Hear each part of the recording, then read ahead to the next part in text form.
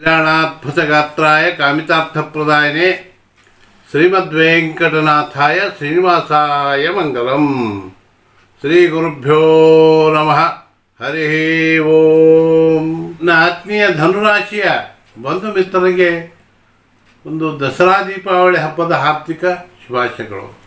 ಬಂಧುಗಳೇ, ಇದೇ ತಿಂಗಳು ಅಂದರೆ ಅಕ್ಟೋಬರ್ 18ರಂದು ಗುರುಗ್ರಹ ನಿಮಗೆ ಸಪ್ತಮ ಸ್ಥಾನದಲ್ಲಿತ್ತು.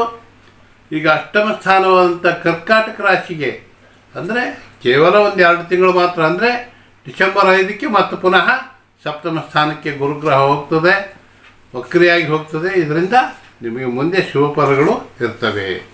ಅದಕ್ಕೆ ನಿಮ್ಮ ಒಂದು ಮೂಲ ಜಾತಕದಲ್ಲಿ ಒಳ್ಳೆಯ ದಶಾಭಕ್ತಿಗಳು ಇವಿದ್ವು ಅಂದ್ರೂ ಕೂಡ ನಿಮಗೆ ಶುಭಗಳು ಆಗುತ್ತವೆ, ಶುಭ ಒಂದು ಸಂಗತಿಗಳು ಆಗ್ತವೆ. ಇನ್ನು ದಿನಾಂಕ 2ರಂದು ಬುಧಗ್ರಹ ಅಂದರೆ ಸಪ್ತಮಾಧಿಪತಿ ದಶಮಾಧಿಪತಿ ಬುಧಗ್ರಹ ನಿಮ್ಮ ಒಂದು ಲಾಭಸ್ಥಾನಕ್ಕೆ ಅಂದರೆ ತುಲಾರಾಶಿಗೆ ಬರ್ತದೆ.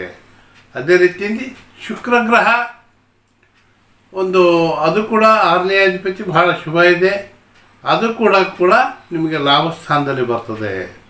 ಜೊತೆಗೆ ದಿನಾಂಕ 17ರಂದು ರವಿಗ್ರಹ ನವಮಾಧಿಪತಿ ಭಾಗ್ಯಾಧಿಪತಿ ರವಿಗ್ರಹ ನಿಮ್ಮ ಒಂದು 11ನೇ ಸ್ಥಾನ ಲಾಭಸ್ಥಾನಕ್ಕೆ ಬರೋದ್ರಿಂದ ಸರ್ಕಾರದಲ್ಲಿ ನೀವೇನು ಅಂದ್ಕೊಂಡಿದ್ರಿ ಎಲ್ಲ ಕೆಲಸಗಳಾಗ್ತವೆ, ಪ್ರಮೋಷನ್ಗಳಾಗ್ತವೆ.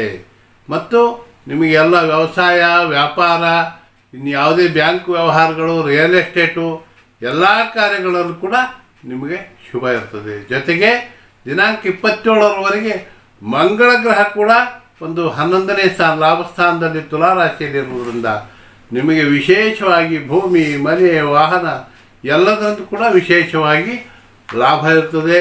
ಇನ್ನು ಗುರುಗ್ರಹ ದಿನಾಂಕ 5/12/2025ರಂದು ಪುನಃ ರಿಟರ್ನ್ 7ನೇ ಸ್ಥಾನಕ್ಕೆ ಬರೋದ್ರಿಂದ ಅಲ್ಲಿಂದ ನಿಮಗೆ ಯಾವುದಾದ್ರೂ ಅವಿವಾಹಿತರಿದ್ದರೆ ವಿವಾಹಗಳ ಕಾರ್ಯಗಳು ಕೂಡ ನಡೀತವೆ.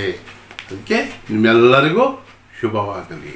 ಸರ್ವೇ ಜನಾಃ ಸುಖಿನೋ ಭವಂತು, ಸಮಸ್ತ ಸನ್ಮಂಗಲಾನಿ ಭವಂತು.